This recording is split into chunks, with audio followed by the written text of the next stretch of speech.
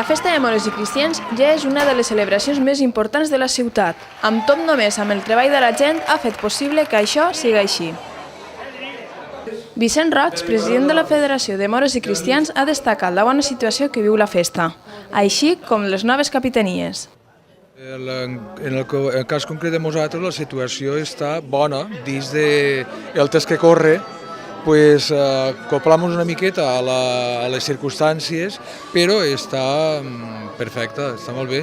Sempre, quan una fila és capitana, naturalment s'implica més, no? Perquè és una altra responsabilitat, té més feina que fer, altres tasques, i quan és un any normal també passa una miqueta més desapercebut. Jo els veig perfectes. Veig que estava comentant ara que estan nerviosos i això és bo, senyal que estan vivint el càrrec, que si no estigueren nerviosos seria com si no passara res, no?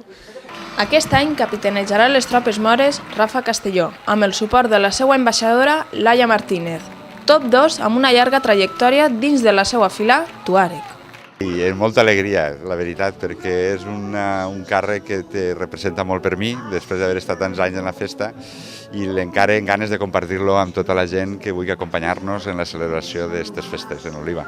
El suport és incondicional, és increïble. Jo la veritat, estic molt impressionat perquè la gent tuàreg és de lo milloret que m'he trobat jo en Oliva, i la veritat és que estic molt content i molt agraït a l'esforç que estan fent tots els equips de treball en la preparació de la capitania, cadascun la música, les carrosses, en tot.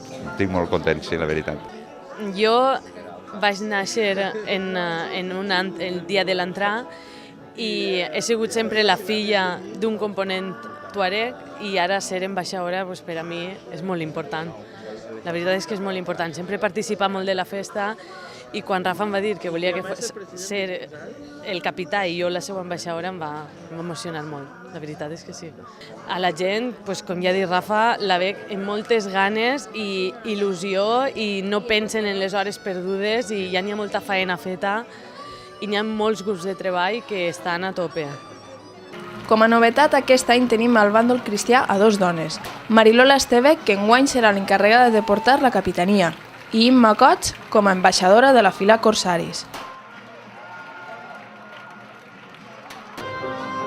És una cara que és que no n'hi ha paraules per a descriure-ho, perquè és una cosa, jo que sé, que t'emociona un muntó, és el màxim que pots arribar a ser. És un càrrec molt important que tota gent que està en una fila de ja fa anys, jo no m'imaginava estar ahí, però amb molt d'orgull. Jo crec que ho portarem bé, que farem tot el que podrem. A la comparsa n'hi ha molt de suport perquè és una comparsa xicoteta, entonces són, com si digueres, una família.